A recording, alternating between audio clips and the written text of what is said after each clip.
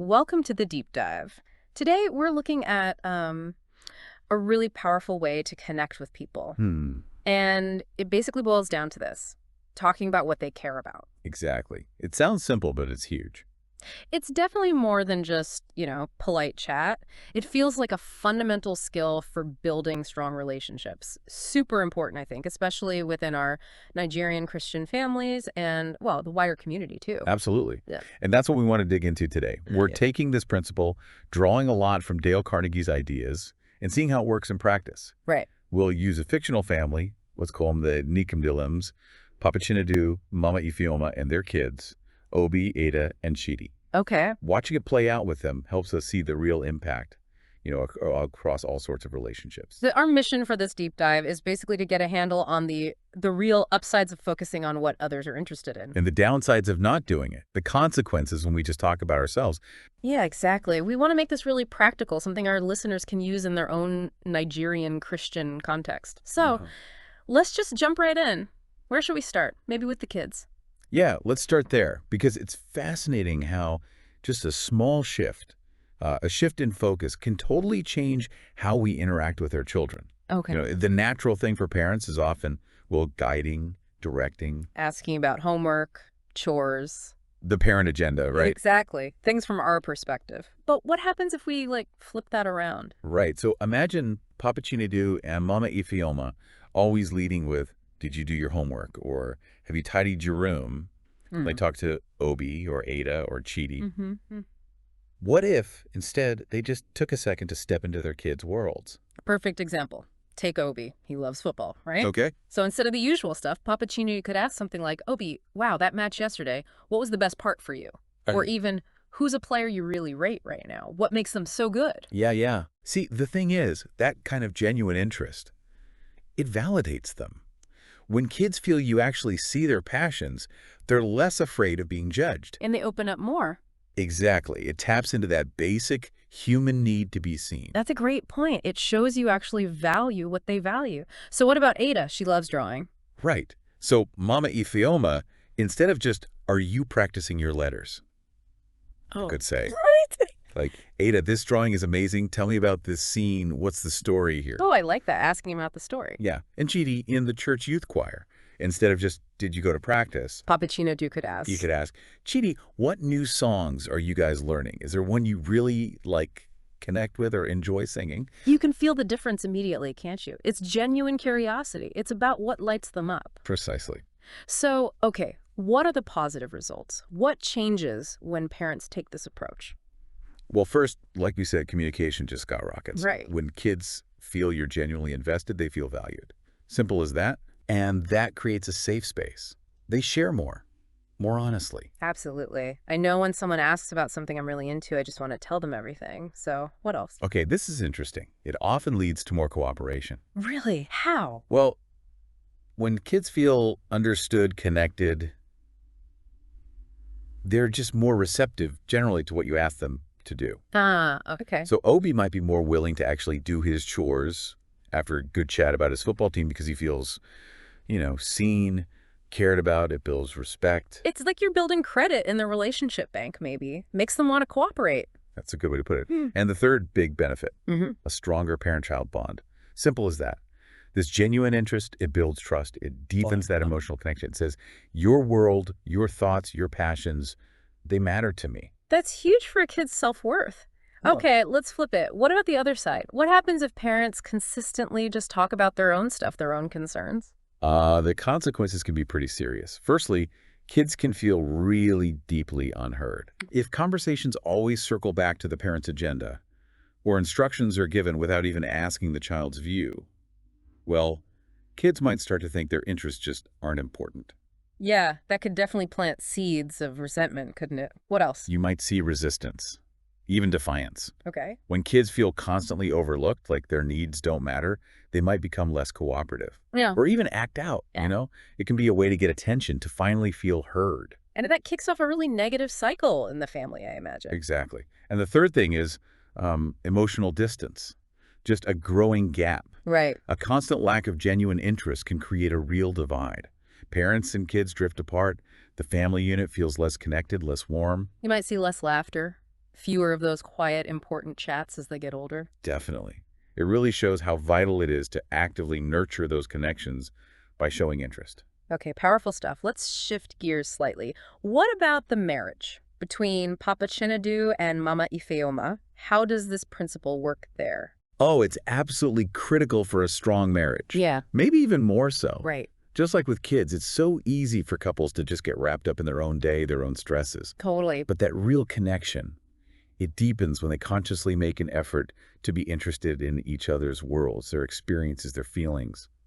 So Papa Chinadu comes home, long day. Instead of just launching into his work problems, what's a better way? Well, he could start with her. Maybe ask Ifioma, how was your women's fellowship meeting today? Anything interesting come up? Anything meaningful?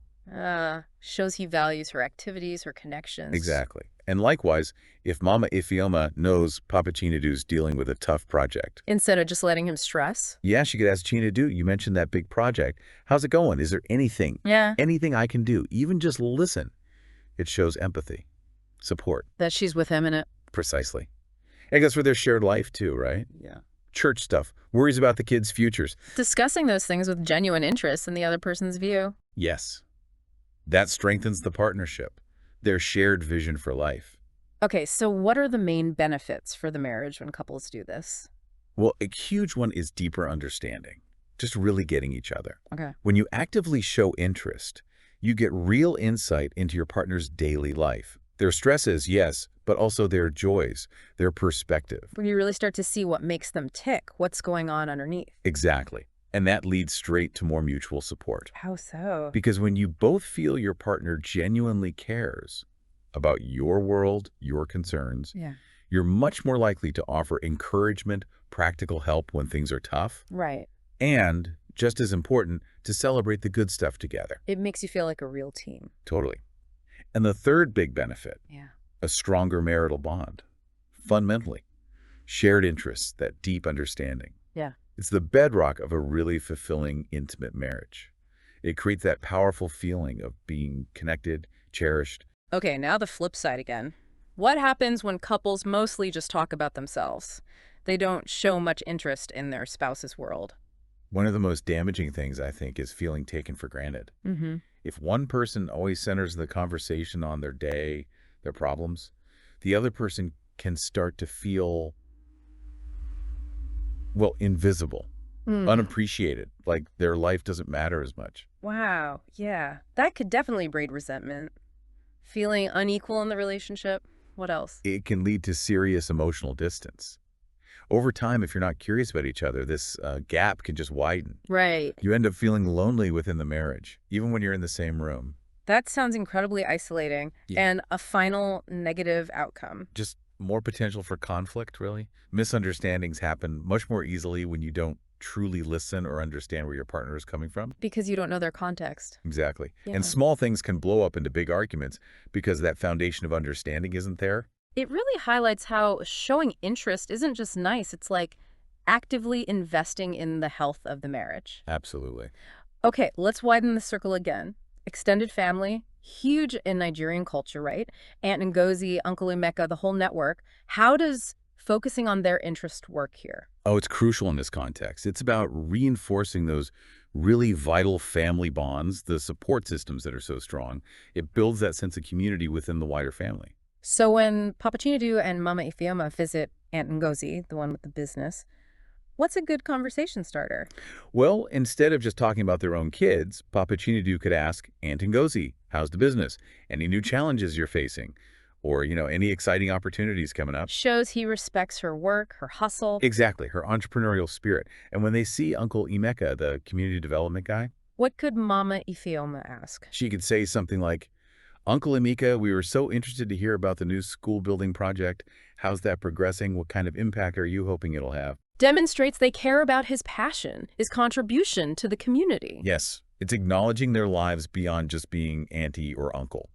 So, what are the payoffs for doing this with extended family? Big advantage. Yeah. A stronger family support system, period. Okay. Showing genuine interest builds deeper connection, more mutual support. And that becomes incredibly valuable when times get tough, right? Illness, money troubles, whatever life throws at you. It creates that feeling of having a real safety net, a wider circle of support. Definitely. Another key benefit. Mm-hmm. People feel like they truly belong in the extended family. When relatives feel they're alive, their interests are seen and valued by others in the family. It reinforces their identity, their place in the bigger picture. That feeling of being valued by your wider family must be really comforting, secure. It is. And the third positive thing, Yeah. it just makes it easier to give and receive help. How so? Well, when there's genuine interest, there's more comfort. People feel okay offering help when they can, and crucially, asking for help when they need it, without feeling awkward or judged.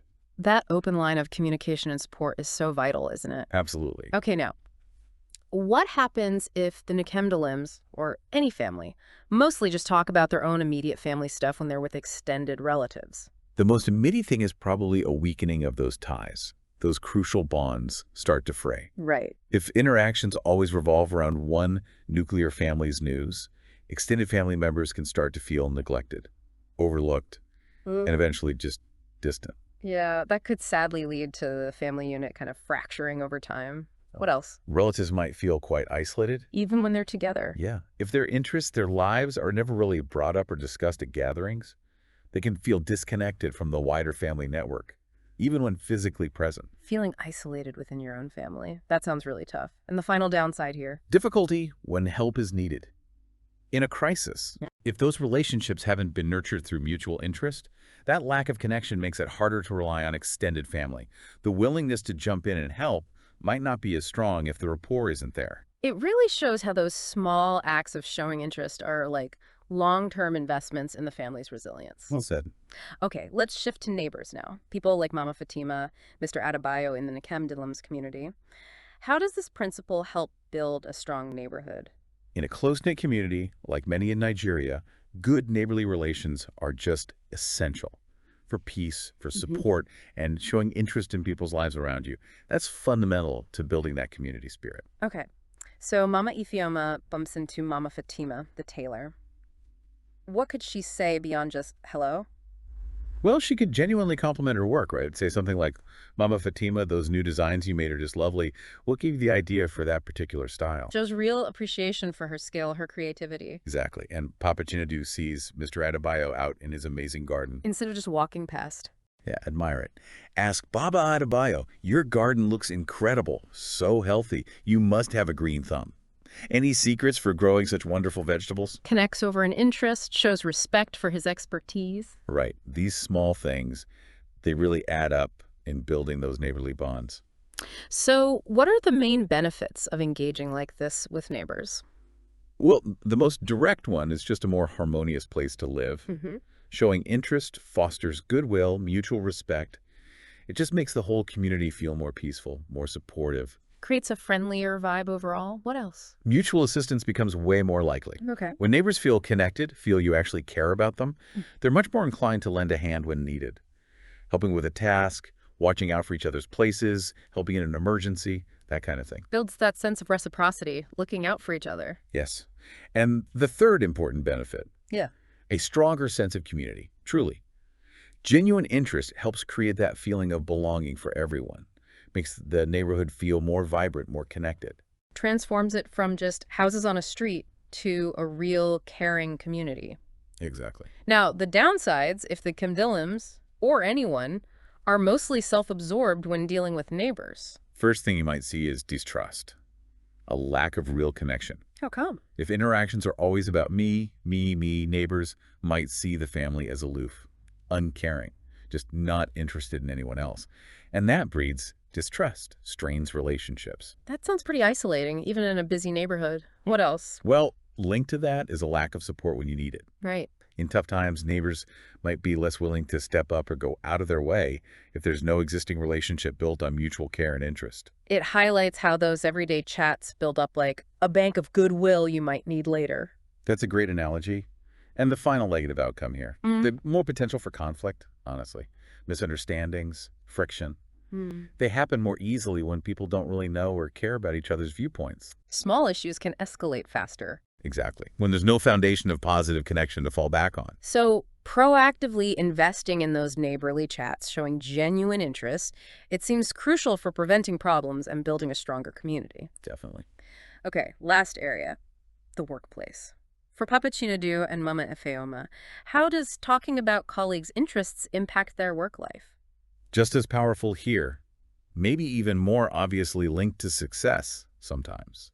It's key for teamwork, for a positive, productive environment. So if Papa Chinadu is a teacher, instead of just focusing on his own class, how could he engage better with, say, Sister Agnes, another teacher? You could ask her about her work. Like, Agnes, I heard you're trying that new teaching method. How's it going in your classroom? Seen good results with the students? Shows he values her professionalism, her insights. Exactly. And if Mama Ifeoma's on a team with Mr. Okoro, instead of just pushing her own ideas, She could say. maybe something like, Okoro, your input on that last marketing campaign was really helpful. As we plan the next steps, what are your thoughts on strategy?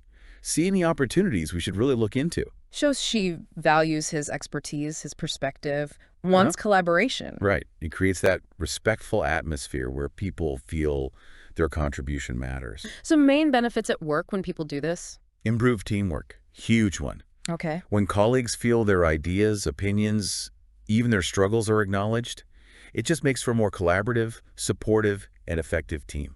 Makes total sense. People work better together when they feel respected, heard. Exactly. And that leads to better communication overall. How? Genuine interest encourages more open, honest talk, prevents misunderstandings, helps solve problems faster, makes things run smoother. And the third big plus at work? Just a more supportive work environment, full stop. Right. A place where people show interest, offer encouragement, notice successes. It's just more positive, more motivating, more productive for everyone. Sounds like it really boosts morale, job satisfaction. Okay, now the negatives.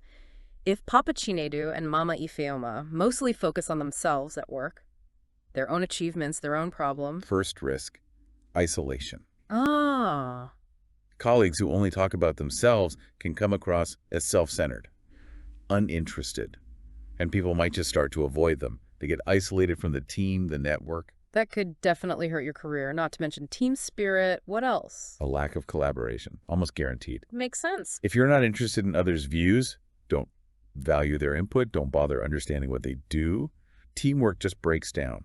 Projects suffer, the whole organization can suffer. And a final pitfall at work. Just more misunderstandings, maybe even conflicts. Aye. Poor communication, right? Stemming from not understanding roles, perspectives. Yeah. It just leads to misinterpretations, friction. Things can get tense. It really drives home that this principle isn't just about being nice. It's fundamental to being effective, successful, really, in all parts of life, work included. So, okay, we've looked across the board, family, marriage, extended family, neighbors, work, and the negatives of being self-focused seem clear. Isolation, strained relationships, less cooperation, missed connections. That sums it up well. And it circles back to that core idea. People are mostly interested in themselves, their own world, their own needs. Right. So when we consciously shift our focus outward, when we show sincere interest in others, we tap into something deep, that fundamental human need to feel valued, understood, appreciated. So for our listeners, in their own Nigerian Christian context, what are some really practical ways to put this into action day to day? Okay, several concrete things. First, practice active listening. Really listen. What does that look like? Undivided attention, good eye contact, nodding, asking clarifying questions, showing you're genuinely trying to understand what they're saying. Shows you're present, invested. Okay, what else? Ask open-ended questions, not just yes/no stuff. Questions starting with, how did you feel about, or what are your thoughts on, or just tell me more about. They invite people to share more detail. Right, gets them talking about what's important to them. Good one. Third, try to remember names. It sounds small, but using someone's name, it's powerful, shows respect, makes them feel seen as an individual. Should he paid attention? Okay. Next, actively look for shared interests. Find common ground. Could be anything. Yeah. Shared faith, church activities, community events, hobbies, even worries about the same things. Finding that common ground builds rapport, connection. Creates a foundation. Got it. And one last practical tip. Offer sincere appreciation regularly. Acknowledge people's efforts, their talents, their perspective, even just a kind word about something helpful they did. Genuine appreciation goes a long way in building positive relationships. These are all really doable steps, aren't they? Things anyone can start doing today. And thinking about it, as Christians, this whole principle lines up so well with our faith. Absolutely. Mark 12.31, the second great commandment. Love your neighbor as yourself. Right. Showing genuine interest in others. Right. Feels like a really practical, everyday way to live that commandment, to show love, show empathy, build stronger bonds, contribute to a more loving community, starting right at home. So, wrapping up this deep dive, it feels crystal clear. Talking in terms of other people's interests isn't just like good manners. I don't know. It's a powerful, fundamental tool for stronger relationships, more cooperation, a more connected society overall, starting in our families and rippling outwards. Couldn't agree more. And maybe here's a final thought for our listener to take away today. Okay. Just consider this. What might happen if you intentionally focus on the interests of just one person you interact with today? Your child, your spouse, an auntie, a neighbor, a colleague. How might showing that genuine curiosity shift the dynamic of that single relationship? Interesting chat. Yeah. Maybe reflect on that. Explore how just a little bit of empathy, a little genuine curiosity might deepen your connections in ways you hadn't quite expected. Powerful thought to end on. Thank you for joining us for this deep dive. Thank you. Until our next conversation. Welcome to the deep dive. Today, we're looking at a really powerful way to connect with people. And it basically boils down to this: talking about what they care about. Exactly. It sounds simple, but it's huge. It's definitely more than just, polite chat. It feels like a fundamental skill for building strong relationships. Super important, I think, especially within our Nigerian Christian families and, well, the wider community, too. Absolutely. Yeah. And that's what we want to dig into today. We're taking this principle, drawing a lot from Dale Carnegie's ideas, and seeing how it works in practice. Right. We'll use a fictional family, let's call them the Nikamdilims, Papa Chinedu, Mama Ifeoma, and their kids, Obi, Ada, and Chidi. Okay. Watching it play out with them helps us see the real impact, across all sorts of relationships. Our mission for this deep dive is basically to get a handle on the real upsides of focusing on what others are interested in. And the downsides of not doing it, the consequences when we just talk about ourselves. Yeah, exactly. We want to make this really practical, something our listeners can use in their own Nigerian Christian context. So let's just jump right in. Where should we start? Maybe with the kids. Yeah, let's start there, because it's fascinating how just a small shift, a shift in focus, can totally change how we interact with our children. Okay. The natural thing for parents is often, guiding, directing. Asking about homework, chores. The parent agenda, right? Exactly. Things from our perspective. But what happens if we, flip that around? Right. So imagine Papa Chinedu and Mama Ifeoma always leading with, did you do your homework? Or have you tidied your room? Like talk to Obi or Ada or Chidi. What if, instead, they just took a second to step into their kids' worlds? Perfect example. Take Obi. He loves football.